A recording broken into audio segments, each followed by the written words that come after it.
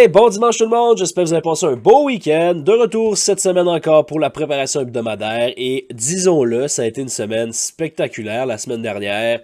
On va commencer par ça, on va commencer par revenir sur la semaine passée. Je vous invite encore une fois, écoutez, je suis pas là pour vous dire qu'on a tout le temps raison, là, c'est pas la réalité, sauf qu'on a raison assez souvent, puis quand on n'a pas raison, c'est important de comprendre pourquoi. Et la semaine passée, écoutez, qu'est-ce que je vous avais dit, puis c'est pas la première semaine que je vous avais mis dans ce contexte-là, mais pour avoir confiance au downside et vouloir avoir une certaine continuation vers des targets un peu plus importants, on avait besoin de quoi? Que je vous ai répété, là, les éléments qui étaient critiques, c'était de voir la volatilité se réaliser, qu'est-ce qu'on n'a pas vu cette semaine, et voir une accélération agressive sur le downside qu'on n'a pas vu non plus. Qu'est-ce qui était le potentiel si ça n'arrivait pas? Ben, c'était de voir un genre de pop, un genre de rebond, comme on a eu. Est-ce que je m'attendais à ce que ça soit aussi violent que ça?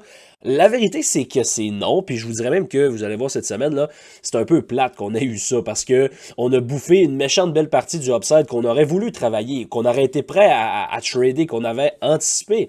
Sauf que là, c'est comme arrivé, boum, boum, boum, en 5 jours, on a repris comme 10 jours de drop. Donc, c'est pas nécessairement sain de voir ça, on va en parler tantôt. Donc, petit retour sur la semaine passée, vous voyez là, comme je mentionnais, on surveillait la zone ici, le void qui était là sur IS. Le close de vendredi a quand même été intéressant, mais on avait vu qu'on avait trouvé un support. Je vous mentionnais que si on voulait avoir un rallye en début de semaine, c'était bien correct, mais on devait respecter cette zone-là. Qu'est-ce qu'on a vraiment pas fait? Parce qu'on a accéléré à l'intérieur de ça. Donc, alors qu'on veut voir une résistance, on a vu une accélération, qu'est-ce qui est déjà une grosse indice qu'on va pas s'arrêter là. Par la suite, il y avait quand même cette zone-là à surveiller. Qu'est-ce qu'on a fait? On l'a blowé true. Donc, il n'y a pas vraiment d'intérêt là, à jouer le short side, étant donné qu'on avait vraiment déjà touché des targets importants. Par contre, le upside ne m'intéressait pas nécessairement non plus, dû à toutes les nouvelles qu'on avait. Mais vous voyez quand même la réaction, l'accélération à l'intérieur des voids qui vous a amené là, sur une semaine d'environ 6% sur le SP500. Complètement malade. Du côté du Nasdaq, ça a été la même chose. Vous voyez, qu'est-ce qu'on surveillait? On voulait surveiller la réaction dans ce void-là. Ici, on aurait voulu voir une rejection, mais dès mercredi, vous avez vu comment on a accéléré et closé over ça, ici, qu'est-ce qui est déjà un statement, là, que, ok, on est très fort et on n'a pas d'intérêt à vouloir retourner plus bas. Et par la suite, on a juste accéléré. Du côté du Nasdaq aussi, on est venu faire un higher high. Je suis pas un fan de la façon qu'on l'a fait, puis on va en parler tantôt, mais c'est vraiment juste pour vous montrer là, la puissance qu'on a eue. Tu sais, c'est ça qui arrive quand tout le monde est d'un côté, ce que tout le monde parle de crash, tout le monde parle de drop, alors que, tu sais, oui, on avait une belle drop quand même, mais c'était rien de comme tu sais, je le dis souvent récemment, là, mais on descend en escalier, puis on monte en ascenseur. Qu'est-ce qui est techniquement l'inverse? Généralement, on veut descendre en escalier et descendre en ascenseur, pardon, et remonter en escalier. En ce moment-là, c'est flippé de côté, et vous avez vu là, le rip-off rally qu'on a eu. Ça a été, entre autres, en partie, du moins, causé avec l'aide du dollar US. Vous avez vu le dollar US break it down cette semaine, et un peu comme on a vu les indices accélérés dans le void mercredi, le void qui était clé. On a vu l'inverse du côté du dollar US, qu'est-ce qui est normal. Vous avez vu qu'est-ce qu'on a fait? On est venu take out les highs et après ça, qu'est-ce qu'on a fait? Je l'ai mentionné, gap and go. À partir du moment où vous voyez ce genre de gap and go là, c'est généralement le début d'un mouvement plus important. Donc le gap and go, mercredi, jeudi, continuation et vendredi, boom, sur le non-farm payroll, on est venu liquider tout ce qu'on avait à liquider dans ce range-là. On va y arriver tantôt pour qu'est-ce qu'on s'attend pour la suite, mais j'attire quand même votre attention sur la précision de ce niveau-là. Vous voyez le corps de la chandelle où ce qu'on a fermé directement sur le bloc en daily qu'on surveillait depuis quand même déjà un bon moment. Le VIX, quand je vous parle de volatilité qui ne se réalise pas, et voilà une définition claire. On a un VIX crush complet cette semaine, qu'on a vu le VIX se faire complètement compressé, complètement crushé encore une fois. Donc volatilité qui est compressée, qu'est-ce qui a causé entre autres le genre de squeeze qu'on a vu.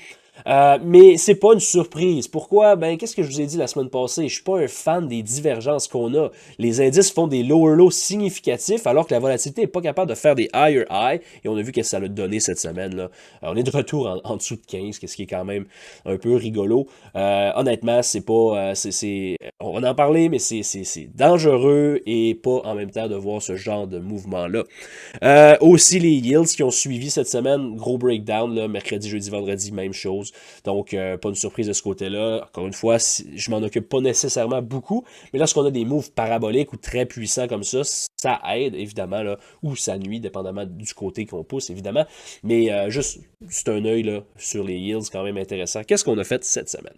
Donc, après une semaine complètement folle, autant côté price action que côté nouvelle économique, on se rappelle, on avait le FOMC, les earnings de Apple, entre autres, d'autres méga-tech, d'autres méga-cap, et le non-farm payroll de vendredi, ben on amorce une semaine un petit peu plus tranquille cette semaine qui pourrait être un peu plus intéressante là, côté trading. Donc, qu'est-ce qu'on a lundi? On n'a absolument rien. Donc, soyez prudents. Après le genre de fermeture qu'on a eu vendredi, honnêtement, demain, je m'attends à pas grand-chose. Et je risque d'être même sideline, encore une fois, là, demain matin, pour par la suite me regarder peut-être plus sérieusement là, pour le reste de la semaine. On a le retour des Fed speakers qui sont un peu partout cette semaine. Là, soyez-en conscients, c'est normal avec le FOMC qui vient de terminer. On va voir des commentaires de plusieurs Fed speakers. Jeudi, on en a un à 10h avec Waller, donc ça, c'est quelque chose de quand même à surveiller. Mercredi matin, on a J-Powell qui parle à 9h15 avant l'Open dans une conférence sur l'économie, donc ça risque d'avoir une certaine volatilité dans ces zones-là. L'ouverture devrait brasser un peu plus qu'à l'habitude, donc soyez-en conscients. Sinon, jeudi, jobless claim habituel, tout le temps intéressant. On a côté Europe qui est quand même important là, à 12h30 et un autre speech de J-Powell à 14h, encore une fois dans une conférence. Donc, soyez-en conscients. C'est vraiment important, là, ce genre de prise de parole-là du président de la Fed. Donc, je m'attends à une volatilité importante. Et on termine vendredi avec probablement la plus belle journée côté nouvelle économique. Michigan Consumer Sentiment, quelque chose que j'aime beaucoup framer des trades autour là, vers 10h. Donc, assurez, vendredi pourrait être quand même une très belle journée. Du côté des earnings, on continue la saison. Quand même des titres qu'on a un certain intérêt, sauf qu'il faut comprendre là, que vraiment les méga caps qui ont une influence critique sur les indices, ça commence à se terminer tranquillement, pas vite. On a encore une couple de titres, mais tu sais, pas le genre de Apple, comme l'impact que Apple a eu la semaine passée. Lundi, assez tranquille, on a Uber, UPST, Oxy, mardi, par la suite RBLX, un titre qu'on aime bien transiger, AFRM, Disney aussi qui rapporte les earnings mercredi. Jeudi, on a pas grand-chose, je vous dirais, là, c'est pas mal ça pour le reste de la semaine. Donc la grosse journée, je vous dirais que c'est mercredi. Rien de critique, encore une fois, pour les marchés, mais quelques titres quand même à surveiller qui sont quand même importants. Importants, qui peuvent se transiger, des titres qu'on a de l'intérêt. Donc maintenant, après cette semaine de fou-là et ce rip-off rally-là de comme 6-7%, qu'est-ce qui nous attend sur les indices? Écoutez, la semaine passée, j'ai été bien honnête avec vous autres. J'ai dit, on va avoir besoin d'un petit peu de temps parce qu'on pourrait avoir un rip-off rally. Et c'est ce qu'on a eu. Je ne l'ai pas vraiment transigé. La semaine passée, c'est un bel exemple, encore une fois, là, que less is more, moins de trade, plus de qualité. J'ai terminé une des plus belles semaines depuis longtemps. Booké un énorme profit en 5 transactions la semaine passée, dont 2 jours où on n'a pas tradé. Donc, c'est important de comprendre ça et c'est pas parce qu'il y a de l'action et que le marché est disponible que ça vaut la peine tout le temps de se mettre à risque. Oui, il y a des opportunités chaque jour, mais est-ce que ces opportunités-là sont dans un environnement qui est favorable à votre système, favorable pour vous? La réponse, c'est non. Puis vous devez être capable d'avoir la discipline de OK, aujourd'hui, là, écoutez, j'aime pas rien, donc je vais pas trader. Puis après ça, pas retourner devant la chart et dire ah shit, j'ai manqué ça, regarde, il est arrivé ça. Oui, il y en a plein des opportunités, mais ça veut pas dire qu'elles sont favorables tout le temps. Et c'est important de faire le tri. Puis c'est vraiment vers du A++ qu'on veut s'axer et prendre le moins de trade possible.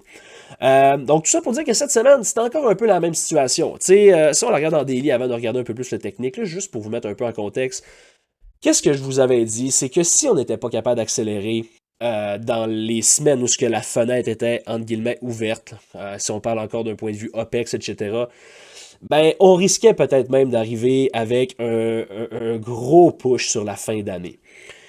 Je pense, écoutez, oui, c'est bien amorcé, puis on parle déjà de 6%. Là, je vous parle pas de nouveau all-time high. Ça n'exclut pas la possibilité de, mais c'est peut-être pas ce que je m'attends personnellement. Sauf que le seul bémol que j'ai ici, puis là, vous allez dire, t'es jamais content, Matt, puis la réponse, c'est t'as raison. Sauf que c'est tellement agressif que je vous dirais que ça l'est quasiment trop. Pourquoi je vous dis ça? C'est que j'aurais aimé voir, oui, une agressivité peut-être jusqu'ici. Par la suite, j'aurais aimé qu'on construise une trend qui est solide. Ça veut pas dire que c'est pas solide, qu'est-ce qui vient d'arriver, sauf que je voudrais que c'est fragile. Si on met tout ça en contexte avec tout ce qui se passe un peu partout, là, international, la guerre, etc., le monde ne comprenne pas pourquoi on peut monter alors que ces événements-là sont en place. Puis la réponse, c'est que ça a, sans dire que ça n'a aucune importance, mais je veux dire, le marché, il fait qu'est-ce qu'il a à faire. Mais il reste que ce qui s'est passé la semaine passée, ce Rip-Off Rally-là, c'est quand même un peu dangereux. C'est comme même un peu trop fort. Et personnellement, pour cette semaine, ça me place dans une situation que je suis pas très confortable. Pourquoi? Parce que je suis pas à l'aise nécessairement de jouer une continuation up avant qu'on ait un pullback. Qu'est-ce que ça veut dire? Ça veut dire qu'on voudrait peut-être voir cette zone-là être retestée. Vous voyez là, si on trace un fib, qu'est-ce qu'on a ici? Un retracement de 50% serait quoi? Serait le bloc ici en weekly et aussi un flip de celui-là ici. Donc, je l'ai mentionné, si on accélère là-dedans, puis qu'on le hold, je vous disais, j'aime le upside. Sauf que le problème, c'est qu'on l'a jamais retesté. C'est pas d'une façon saine qu'on est parti la semaine passée. Regardez, là, on fait juste des higher lows sans jamais liquider rien. Et ça, c'est pas une base que j'aime beaucoup. Donc, je voulais juste vous mettre en contexte. Maintenant, si on regarde un peu bigger picture, si on regarde le monthly chart pour commencer, parce que c'est bien important. Vous voyez le void ici du mois de juin. On a créé ça, support, blowé, fermé en dessous, accélération en dessous, et là, on revient. Donc, je vous dirais là que, puis oui, c'est une zone qui est quand même large, puis c'est une des raisons pour lesquelles je suis un peu moins à l'aise d'un côté comme de l'autre pour la semaine qui nous attend. Mais honnêtement, tant qu'on close pas over ça, tant qu'on demeure, vous voyez la zone là, est très pâle, là, je voulais pas loader le graphique, mais tant qu'on est en dessous de ça, ben, c'est pas la fin du monde comme rally, sauf que ça met là, tu sais, un peu comme je vous mentionnais, le temps de l'année ici est quand même important à considérer et je vous dirais que il y a de ça les 2-3 dernières semaines, je vous disais, si on veut voir du downside, il va falloir que ça soit qu'on accélère puis qu'on continue notre run vraiment agressivement. Maintenant, ça l'a changé un peu. Pour que j'aime le downside, honnêtement, je pense qu'il va falloir qu'il arrive un événement. Qu'est-ce que je veux dire par là? Pas nécessairement un Black Swan event que c'est comme vraiment, vraiment majeur, mais je pense qu'il va falloir qu'il arrive quelque chose qui n'est pas attendu, quelque chose qui sort qu'on n'est pas attendu et que là, ça pourrait déclencher un autre leg down d'ici la fin de l'année. Si ça n'arrive pas, puis c'est quelque chose que je vous dis même depuis le début là, de 2022, 2022-2023, je vous mentionne, si on n'est pas capable pour break it down de façon violente, il va falloir que ce soit un événement qui déclenche ça, parce que d'une façon technique, le marché en ce moment est quand même bâti assez solide pour demeurer puissant jusqu'à la fin de l'année, surtout en considérant les OPEX, etc. Donc, c'est un peu ça l'optique que j'ai sur le downside. Je serais vraiment pas surpris qu'on ait un autre monster leg down, sauf que en ce moment, considérant la fin d'année, l'OPEX, etc., je pense qu'on s'aligne plutôt vers un marché qui va grinder vers le haut. Donc, en weekly, vous voyez la zone encore en monthly. En weekly, on a encore quand même cette zone-là, le void ici qu'on avait retesté initialement il y a de ça 2 semaines, 2-3 semaines pour repay, pour donner notre move down. Ça, on l'avait bien anticipé. On est de retour dans cette zone-là. Vous voyez, on a juste weekly là-dedans, on n'a jamais closé over, donc ça revient un peu à ce que je vous disais en monthly. Je veux voir un close ici pour vraiment confirmer une force. Puis c'est pas mal ça. Sinon, en weekly, la dernière down candle d'il y a 2 semaines va peut-être donner un support. Et c'est là que j'aurais de l'intérêt à jouer le upside.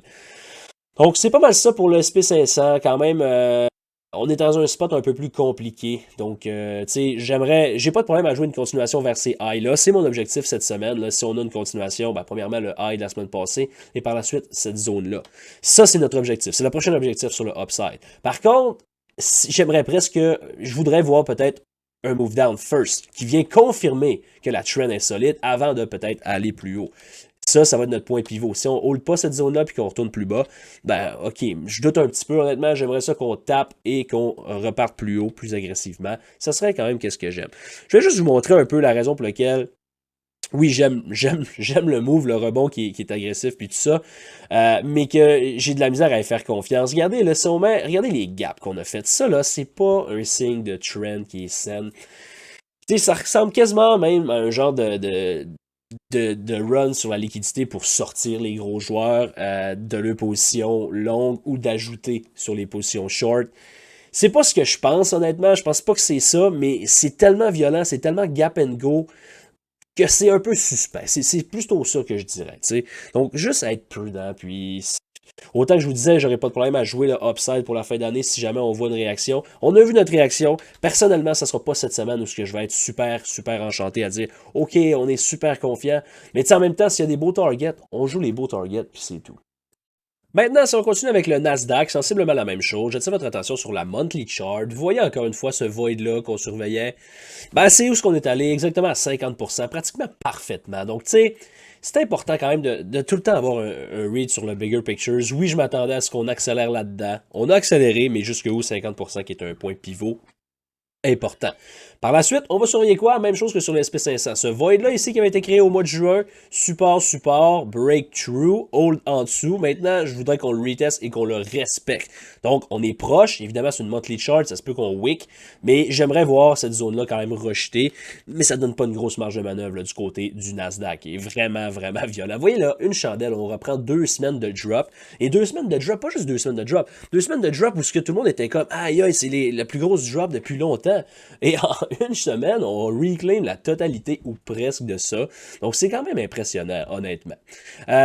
Donc, sur la weekly chart, pas grand-chose à signaler, je vous dirais. Là, honnêtement, on n'a pas beaucoup de void. On a celui-là ici, évidemment. Vous voyez, on avait juste weekly true aussi. Je ne l'ai pas tracé, mais soyez conscients de cette zone-là. Ça concorde avec la zone en monthly. Donc, juste soyez prudents dans ces niveaux-là. Sur la daily chart, c'est exactement la même chose que sur l'SP500 que je voudrais voir. Vous voyez le void créé, accéléré. J'aimerais maintenant qu'on donne un support là-dedans. Puis tu sais, qu'est-ce qui est un peu plus complexe avec ça, comme je mentionnais sur le SP500, c'est qu'un retracement jusque-là serait quand même un retracement de comme 3-4%. Donc, ça serait difficile d'y faire confiance short, parce qu'on sait qu'on a potentiellement un changement de tendance.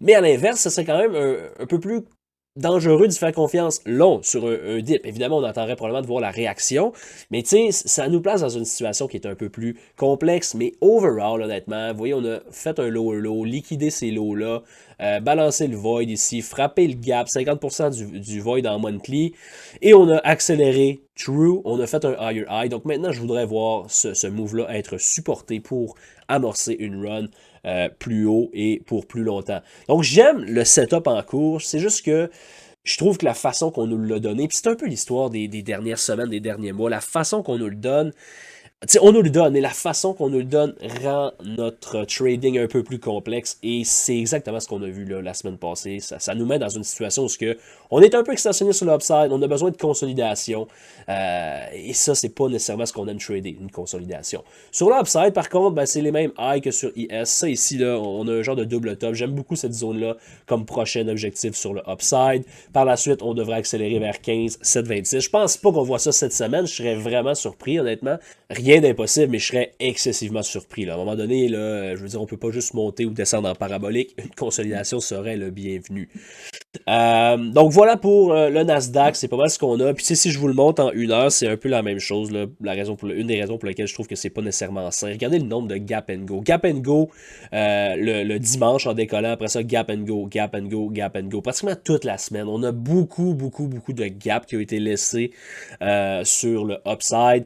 Et autant que je vous dis qu'un gap and go, c'est quelque chose de puissant, c'est quelque chose de sain, que lorsqu'on en fait comme 3-4 en ligne, et là on parle pas non plus de AMC, là, on parle du stock market, on parle du Nasdaq, on parle du SP500, c'est pas quelque chose qui est très très sain. Puis si je vous le montre sur SPY, vous allez le voir plus visuellement. Regardez ça, là. C'est pas le genre de choses que vous voulez voir.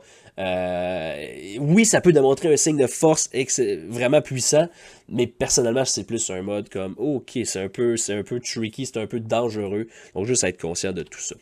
Si on regarde maintenant du côté du dollar US, parce que lui aussi va être encore une fois un driver important, on va le regarder en monthly parce que c'est important de vous montrer qu'est-ce que je vois. Bigger pictures. Vous allez voir, on a le void en monthly qu'on surveillait. On est à l'intérieur depuis déjà 2-3 mois qu'on travaille là-dedans, qu'on est excessivement bullish sur le dollar et tout est beau. Qu'on a créé aussi celui-là ici. Donc, vous voyez où est-ce qu'on est venu retracer là, pratiquement parfaitement à 50%. Donc, on va surveiller ça. Honnêtement, pour demeurer bullish sur le dollar US, il faudrait qu'on donne un support là-dedans. Donc, si on donne un support là-dedans, je continue à penser qu'on pourrait peut-être aller plus haut par la suite sur le dollar US, et ce qui pourrait aussi, évidemment, causer une faiblesse sur les indices. Mais tu sais, quand je vous dis que j'aime pas la façon qu'on le fait, là, je veux dire, j'aurais vraiment aimé que le dollar nous rip un peu plus haut comme là-dedans, et après ça, qui drop tant qu'il veut. On aurait été vraiment confiant sur le downside. Ici, je trouve qu'on n'a peut-être pas terminé le travail sur l'upside, qu'est-ce qui complique un peu le read. Et qui fait en sorte que je vous dis que oui, les indices, on s'attendait au rebond, puis j'ai pas de problème à aimer le upside jusqu'à la fin de l'année, mais il reste que le dollar US m'agace un petit peu. Oui, c'est super clean, mais on pourrait quand même, considérant la run qu'on a eue, on pourrait quand même dire, OK, ben on va retracer 50%, ça demeure un retracement qui est sain, même si on s'en vient jouer là-dedans, le void en daily, le bloc qui est là, et éventuellement un regrinder up. Mais là, on parle d'une perspective de plusieurs mois, donc peut-être même après, tu sais, début 2024, vous comprenez? Donc, si on avait à avoir un dollar qui décolle big time et des indices qui décrochent big time, je pense personnellement qu'il aurait fallu que ça se produise dans les moments que je vous ai mentionnés, donc au cours des 2 dernières semaines. On n'a pas été capable de faire ça, donc peut-être qu'on pourra avoir un retracement du dollar un peu plus important, une run des indices qui continue à être soutenu, sans nécessairement avoir là, quelque chose de super exagéré comme vraiment un dollar qui décroche complètement ou des indices qui décolle complètement comme on a vu la semaine passée en fait. Donc voilà pour le dollar, c'est pas mal ça. On va surveiller la réaction sur le void en monthly, sinon cette zone-là, on a une coupe de low qui traîne si on veut vraiment là, accélérer. Je doute que ce soit cette semaine, mais je vous le mentionne quand même overall. Du côté du VIX, écoutez, il n'y a juste rien à dire là-dessus. Surveillez juste si la volatilité se réalise. Si elle continue à se faire crusher, les indices vont être soutenus, c'est évident. Et avec toutes les fêtes de là, on rentre dans une semaine pré-OPEX, dans un mois pré-quad-OPEX, donc les flots et les marchés, etc. vont être excessivement difficiles à faire casser, à moins d'avoir un événement qui, je pense, là, est pas mal la dernière chance si vous n'arrêtez pas de rêver à un crash avec un cas. Puis, by the way, je vous conseillerais d'arrêter de fabuler sur ce genre de choses-là. Vous avez encore une fois eu tort à voir que la volatilité s'est pas réalisée, on n'a pas eu d'explosion. Et qu'est-ce que ça fait lorsque le VIX se fait crusher? Les marchés sont soutenus. Donc, c'est pas mal ça. Les yields, on peut les re-regarder, mais il n'y a pas grand-chose à dire. Juste surveiller comment on réagit peut-être autour de 4,3%.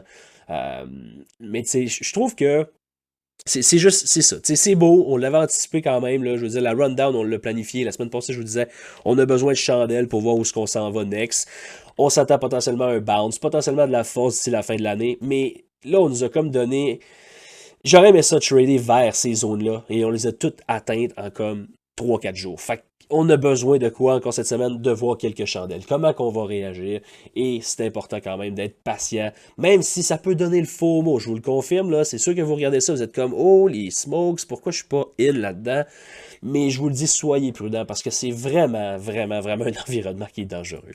Quelques titres à surveiller quand même cette semaine, dont Tesla. J'aime beaucoup ce qu'on a fait. Je l'ai mentionné la semaine passée.